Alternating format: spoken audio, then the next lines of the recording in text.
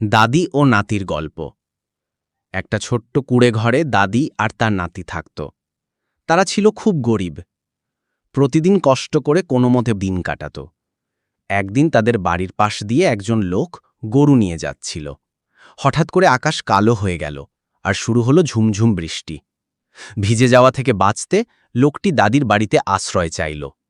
দাদি তাকে ঘরে ডেকে নিলেন, ভিজে কাপড় শুকোনোর ব্যবস্থা করলেন, খেতে দিলেন আর রাতে শোবার জায়গাও করে দিলেন।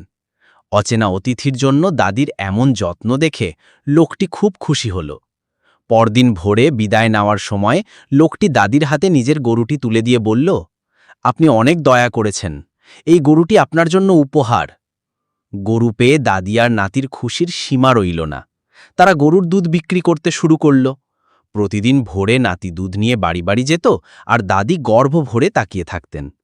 দিনের পর দিন তারা পরিশ্রম করে গেল আর ধীরে ধীরে দারিদ্র্য দূর হয়ে তারা সুখী ও সচ্ছল হয়ে উঠল।